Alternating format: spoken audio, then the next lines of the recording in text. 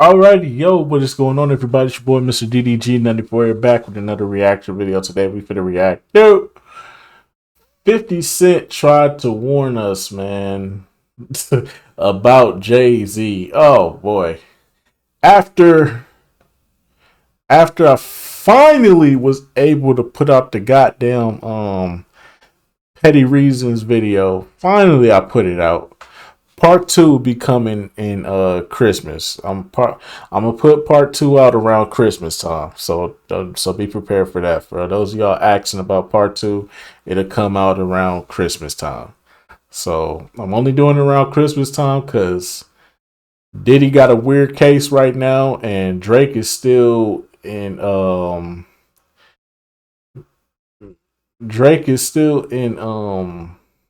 delusion right now. So yeah, so I'm just trying to make sure that these two idiots don't do nothing else for the remainder of the year. So by the time we get to Christmas, I can just throw them two on there and get them out the way, because those were the main two that was holding this back. Because I could have been put that Petty Reasons video out sometime around August, but Drake was still in delusion. Boy, did P. Diddy go down. But anyways, though, without further ado, let's get right into this. After this Petty Reasons video, it's only right that I do this video. It's only right. It's only right. I wasn't in the ad Right. because of Jay-Z and them was putting it together. So I think they still harbor some energy towards me. You think you were purposely left out of the ad? No. Oh, okay. I don't think. I think that they were saying the NFL has some issues with me that I don't know what those issues are. Like, what is the issue? I hit the homie, the big homie Jay-Z, right? And he pulled up on me and he said, the white guy called for 50 Cent. So I said, who's the white guy? I'm digging this Jimmy Iovine. And he said, no, Eminem called directly for 50. And he said, That's his guy. He said, I can't do it if I can't bring 50 up. Right? And I'm like, that's when I start saying crazy stuff because I look and I go, oh, that's your big homie, right? While he's often celebrated as a business mogul and legend, some argue that Jay-Z's climb to the top is littered with shady deals, questionable partnerships, and backdoor maneuvers that have left many feeling scammed. From controversial streaming service rollouts to accusations of exploiting artists, Jay's business tactics have raised plenty of eyebrows and sparked debates. Today, we'll dive into how the self-proclaimed businessman might either be the slickest hustler in the game or the biggest scammer hip-hop has ever seen. Sean Corey Carter, better known as Jay-Z, was born on December 4th, 1969 in Brooklyn, New York, and grew up Damn, in that the nigga notorious old. Marcy Projects. Raised by his mother, Gloria Carter. That nigga was back in civil rights time. God damn, nigga, you old as shit. How you get Beyonce with your old ass, bruh? How, bruh? That don't make no sense, bruh. How this man pull Beyonce, bruh? Man, old as dirt.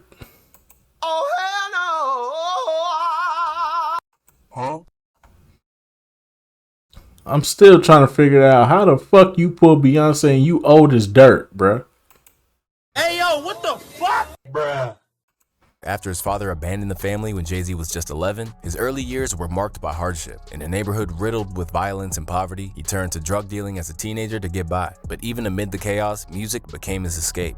A birthday gift from his mother, a boombox, ignited his passion for rap. And reflecting on those early days, Jay once said, if I was focusing on music, I wouldn't be, running the streets all wild. So she tried to encourage me to pursue my dreams in music early on. Inspired by his mentor Jaz-O and the Jay-Z subway lines, he took on the name Jay-Z and started what would become one of hip-hop's most iconic careers.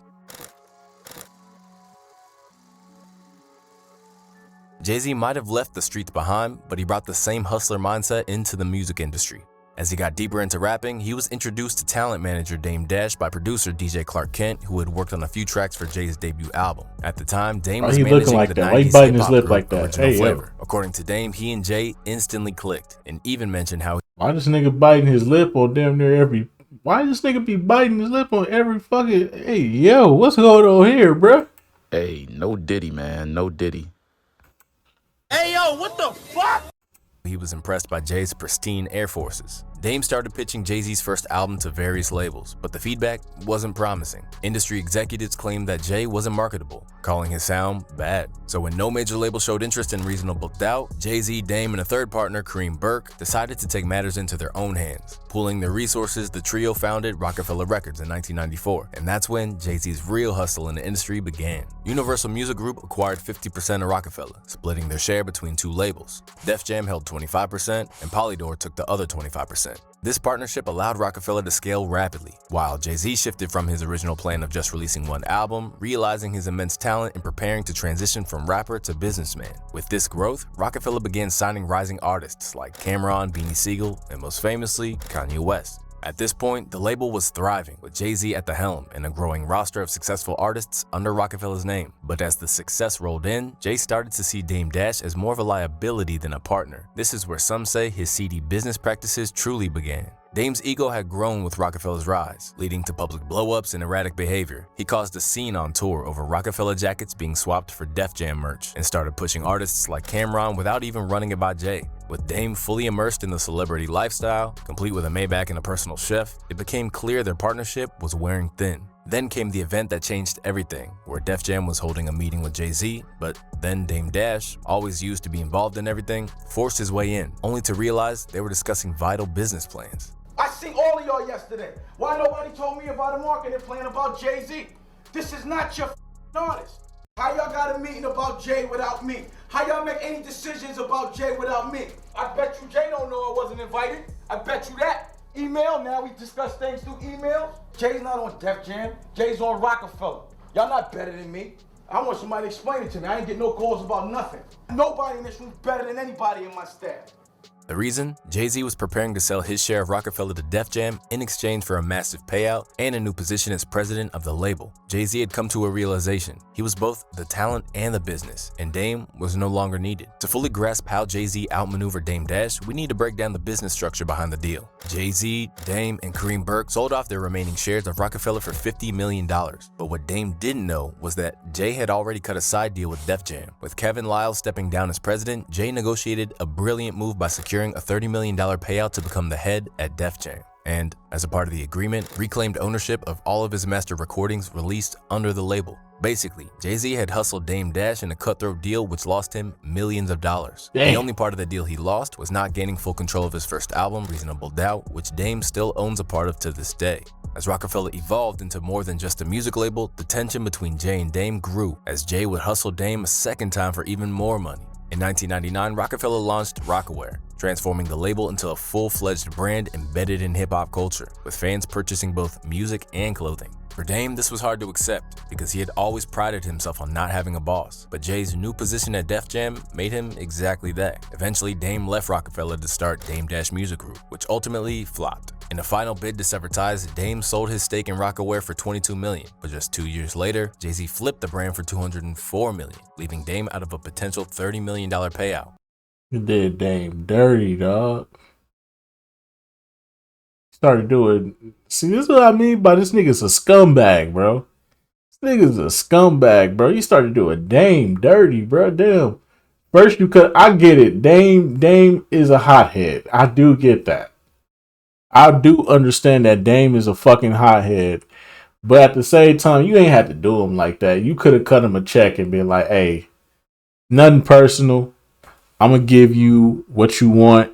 You can take everything. You can have ownership over it. I don't want any parts of it. I'm going to go and do my own thing. You do you, I do me. I do understand that Dame is a hothead, but damn, you didn't have to do this nigga dirty like that. Despite the lawsuit from the buyers of Rocawear, Jay won the case, walking away with another $15 million.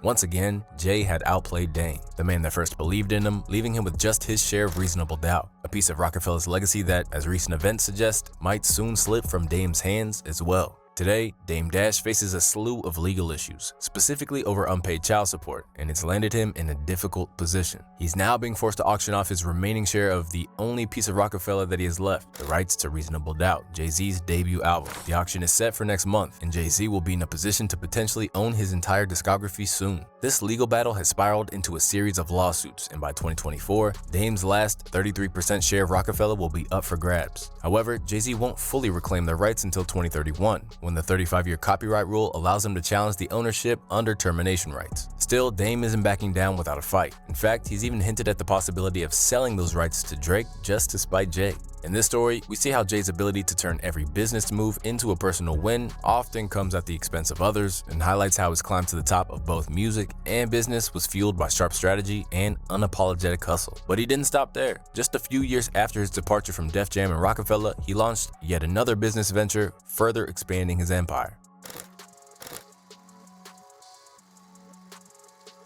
After exiting Def Jam, Jay-Z launched his renowned talent management company, Roc Nation, in 2008, which marked the foundation of what would become his multi-billion-dollar empire. However, just like with Dame Dash, building this meant Jay-Z had to outmaneuver others. Early on, Roc Nation found success by signing J. Cole and partnering with Sony Music. The company expanded beyond music, managing athletes and venturing into different industries. What set Roc Nation apart was its hybrid model. It wasn't just a label, but a talent agency that could function like one when needed. Jay-Z recognized the potential but sought quicker expansion to solidify Roc Nation's place in the industry. One strategy he used was stepping in to quote-unquote save artists in difficult situations, generating positive publicity for both the artist and his brand at the cost of other people. One of the most notable examples is Lil Wayne. Back in 2008, Jay-Z attempted to sign Lil Wayne to Rockefeller, but Wayne stayed loyal to Birdman and Cash Money. Years later, as Wayne faced legal battles with Birdman over unpaid royalties and other financial issues, Jay-Z stepped in to offer support. Wayne even publicly thanked Jay for helping him pay off his $7 million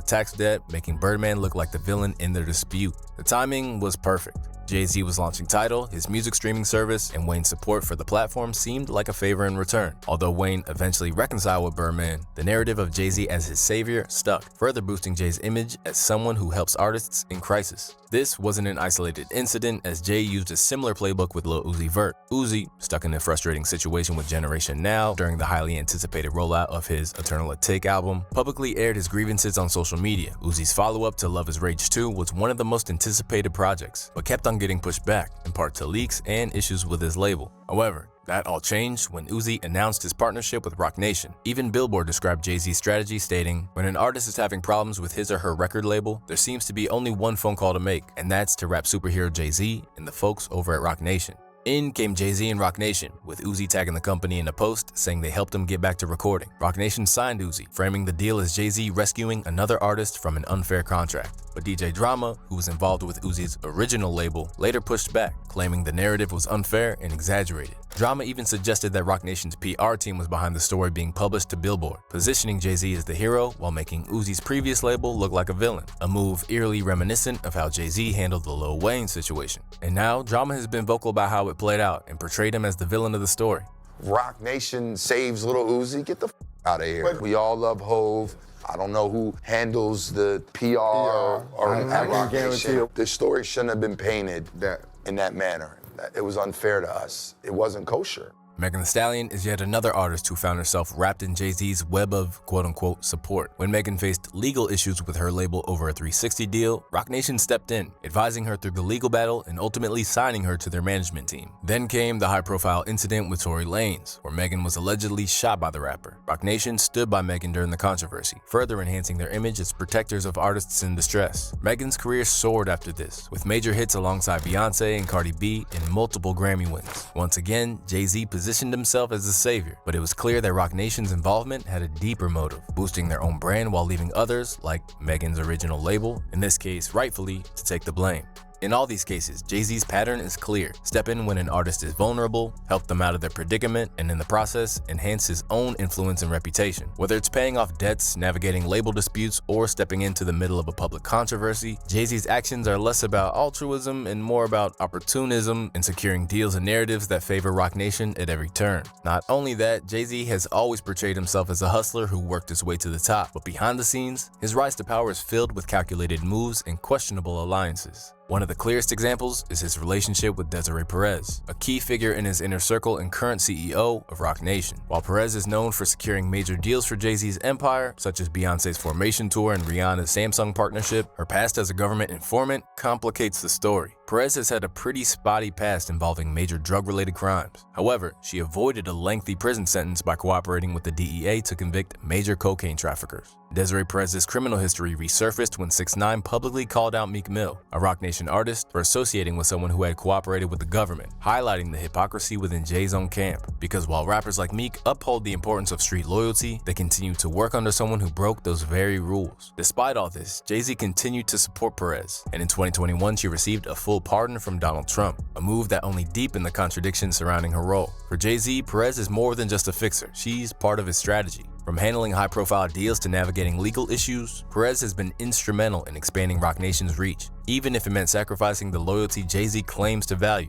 Jay-Z's ability to capitalize on Perez's skills while turning a blind eye to her past showcases his knack for cutting deals and hustling his way to the top, even if it leaves his credibility hanging in the balance. Ultimately, the question is clear. Is Jay-Z's loyalty to the streets just another hustle, one that he manipulates for personal gain? Well, his connection to Perez suggests that his game is far from clean. It's calculated, it's strategic, and it's just one more chapter in his ongoing legacy of outsmarting his competition, even if it means bending the very rules he claims to follow. Now, the company has broken through into the industry, and they now manage many major names such as Alicia Keys, Uzi, Megan, A$AP Rocky, and Rihanna, just to name a few. After launching Roc Nation, Jay-Z set his sights on an even bigger venture, the booming music streaming industry. In 2011, as Spotify was gaining traction in the US, Jay-Z made his move by acquiring the Norwegian streaming company Aspero for $56 million in 2015, then rebranding it as Tidal to compete in the market. Leveraging his deep connections in the music industry, Jay-Z brought artists like Madonna, J. Cole, Rihanna, Alicia Keys, Daft Punk, and Kanye West on board, giving them partial ownership in the platform. Tidal was marketed as a streaming service, quote-unquote, for artists by artists, meant to empower musicians, and even dropped one of his legendary freestyles preaching about equal pay for artists. You know die for equal pay, right? You know when I work, I ain't your slave, right? You know I ain't shucking and jiving and high-fiving. You know this ain't back in the days, right? Oh, skeptic when it's their own. You bought 9 iPhones and Steve Jobs was rich. Phil Knight's worth trillions. You still bought those kicks. Spotify's 9 billion, they ain't say. However, the company's launch didn't go as smoothly as planned. Fans were quick to criticize the launch event, where an array of wealthy, successful artists stood on stage seemingly out of touch as they spoke about not being properly compensated. What was meant to be a revolutionary moment for artists came across as being tone-deaf. In July 2015, Tidal found itself in hot water when Cash Money Records hit them with a $50 million lawsuit over Lil Wayne's music being released on the platform without proper authorization. Things didn't get any better for Tidal when, in February 2016, they faced a $5 million class action lawsuit from Yesh Music LLC and John Emanuel of the band The American Dollar, alleging unpaid royalties and unauthorized use of their music. But Tidal's legal troubles were just beginning, and these early lawsuits set the tone for what was to come. Despite being a vocal supporter of the streaming platform and exclusively releasing his highly anticipated album The Life of Pablo on Tidal, that all ended. In 2016, Kanye West ended his exclusive streaming deal with Tidal, claiming the company owed him $3 million for a platform that was meant to be for artists by artists. This falling out with one of the biggest stars only added to the perception that Tidal was struggling to live up to its lofty promises and was potentially another Jay-Z scam. Tidal initially thrived because of the exclusive deals Jay-Z managed to lock in with high-profile artists. Big names like Kanye West, Rihanna, and Beyoncé were dropping projects exclusively on the platform, which helped boost its visibility. But as usual with Jay-Z, there was more going on behind the scenes. In 2021, Jay-Z flipped the company, selling it to Square CEO Jack Dorsey for $302 million. Once again, Jay walked away with a massive payout, while others were left fighting for their cut. Nicki Minaj hasn't held back when it comes to airing her frustrations with Tidal. Recently, she dropped some bombshells about her involvement with the streaming service, making it clear that she felt disrespected and underpaid. According to Nicki, she was offered a mere $1 million to sell her stake in Tidal, a figure she saw as an insult. To her, this was nothing more than hush money to keep quiet about a deal, which she referred to as being scammed. In a tweet, she said, "So Barbs, thank you for supporting something I was a part of. I love you, but I was scammed and offered $1 million to be silenced. I declined. The grace of God is sufficient. I didn't need their hush money." Despite her heavy promotion of Tidal, she claims that she didn't get a cent from her efforts. In her words, "I didn't even get one red penny when no one promoted it more than me outside of Beyonce." Nicki's frustrations go deeper. especially when music exec Steve Stout suggested she missed out on millions because she didn't sign the right paperwork for her Tidal equity. She quickly fired back, revealing that the internal dealings and verbal agreements weren't as straightforward as they seemed. Ultimately, Tidal was yet another business that Jay-Z distanced himself from and went on to make millions of dollars from it. One of Jay-Z's most calculated moves ultimately involved betraying Colin Kaepernick. For those unfamiliar, Kaepernick was a talented quarterback for the San Francisco 49ers. However, in 2016, he became a figure of controversy when he began kneeling during the national anthem to protest the systemic oppression of black people in the United States, specifically highlighting police brutality. This sparked a wave of similar protests across the NFL, with other players joining in solidarity. The movement shook the sports world, creating both widespread support and backlash. Initially, Jay-Z was one of Kaepernick's most vocal supporters. He praised him during an ESPN interview, calling Kaepernick a true activist, and even wore a Kaepernick jersey during a Saturday Night Live performance, further aligning himself with the cause. If you were his sports agent, and before this all happened, he came to you and said, I want to do this, would you have said, do it, don't do it? What would you have counseled the brother? Oh, 100% do it. Look how many people play football. They're not all going to be him. Would you rather be playing football, getting your head dinged in, or would you rather be an iconic figure for the rest of your life? We confuse the idea of having a job with fulfilling your purpose. But as many of us know, major sports leagues like the NFL, NBA, and NHL tend to steer clear of politics in an effort to not alienate any part of their audience. With billions in advertising on the line, stakeholders started to worry about the impact of Kaepernick's protests, especially as NFL ratings began to drop. This is where Jay-Z saw his opportunity and made a business move. Jay-Z brokered a deal between Roc Nation and the NFL, positioning himself as a social justice and live events management organizer. With a cushy new role and a major payout in hand, he boldly declared, "We are past kneeling." In a meeting with NFL Commissioner Roger Goodell, the narrative shifted, framing Kaepernick's protests as just the beginning of something bigger that he was going to lead. I think we've passed kneeling. I think it's time to go into actionable items. With that, Jay-Z distanced himself from Kaepernick, leaving the man who sparked the movement without a contract or a team. While Kaepernick remains a champion for the Black Lives Matter movement, his NFL career has been essentially sidelined, thanks in part to Jay-Z's maneuvers. Jay-Z's rise to power within the NFL has only magnified his influence, particularly through his control over the Super Bowl halftime show. In a final chess move against the Cash Money camp, Hov struck a blow by announcing Kendrick Lamar as the headliner for Super Bowl 59 in Louisiana, right in Lil Wayne's home state. This decision hit hard for everyone in Cash Money. I still don't agree with this. I don't understand the outcry. No artists outside of Dr. Dre, Snoop, and Kendrick have performed in their home cities. When did this become an issue now? And then they wonder why they don't put hip hop and black acts on major primetime events. Because everybody always got to say something. I still don't get why people are mad about that. Let that man Kendrick have it, bro. He's already had one of the best fucking years you can give him at this point in his career. Just let him have it, bro. Y'all should just be happy that a black man is even headlining the Super Bowl as a rap act.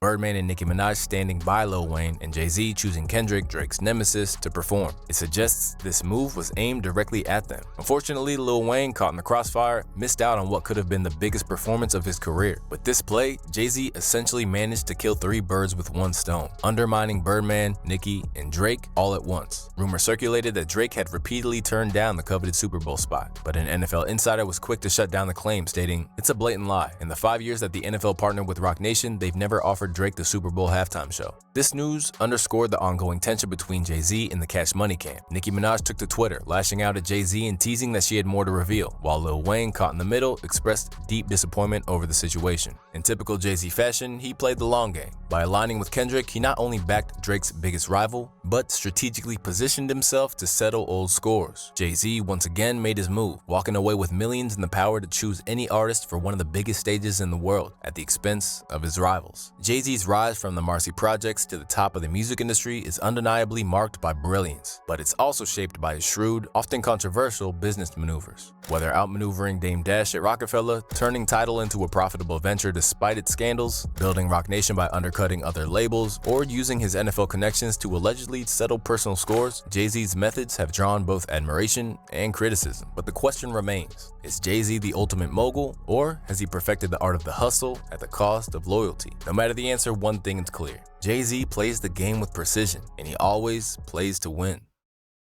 Alrighty, man. Alrighty. Please don't.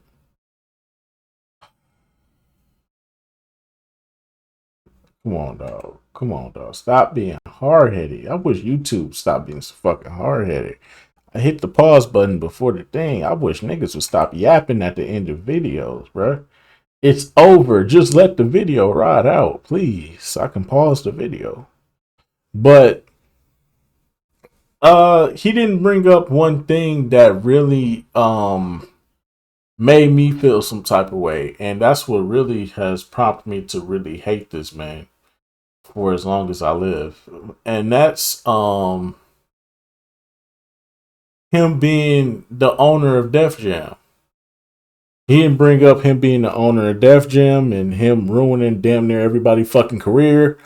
He didn't bring up the fact that he did Kanye fucking dirty by selling his masters to Universal instead of selling them back to I was in the ad right because of Jay-Z. Instead of giving them to Kanye, after all the hard work and dedication, all the money that Kanye has made Jay-Z over the years, from the beats to the albums to the Watch the Throne to everything, bro. You don't give Kanye his fucking masters. Instead, you sell them to Universal, and now all Kanye masters is pretty much in the hands of Universal, and he's pretty much by himself. And now he's solely independent to the point where you don't. But you out here supporting fucking Lil Uzi and Megan Thee Stallion, trying to be a what you call a leader for them. Get the fuck out of here. You won't even be loyal to the people that helped you. The people that helped you, you do the worst. That's why I say this man is not shit, bro. Jay-Z is the fucking worst, bro.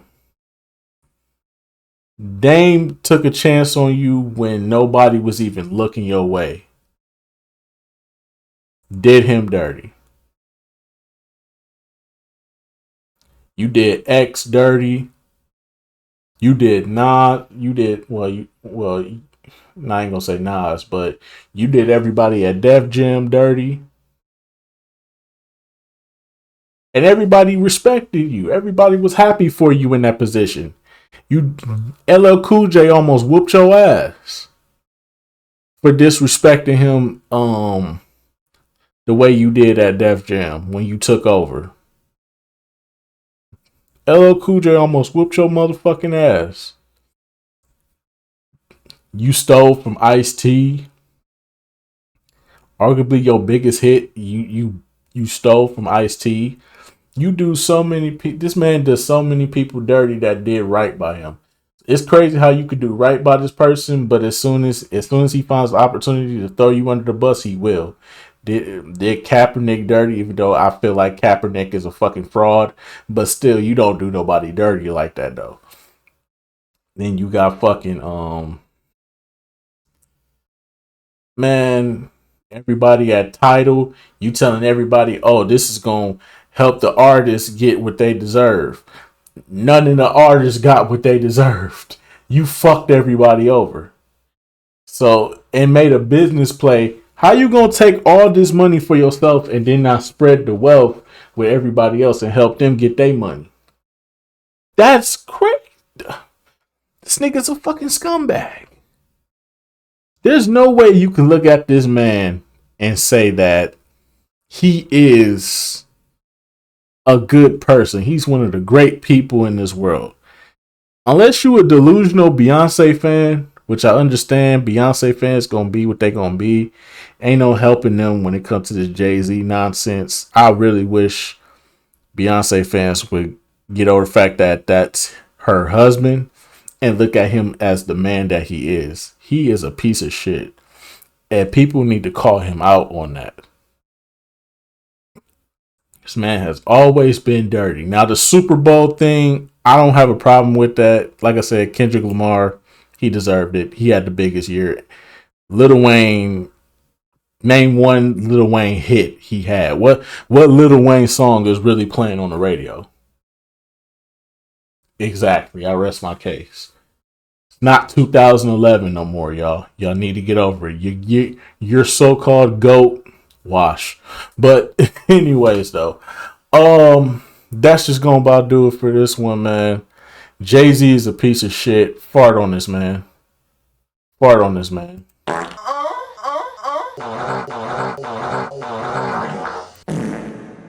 Fart on that man. Fart on that man. Matter of fact, send him to the diddler. Send him to the Diddy cell.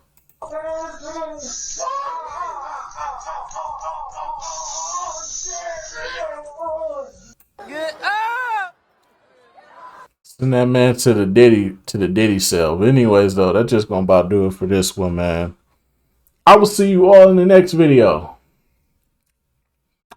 Fuck Jay-Z. Nas Eford your ass. You are not top 10. You will never be top 20. You are a biter, not a writer. You never had a year.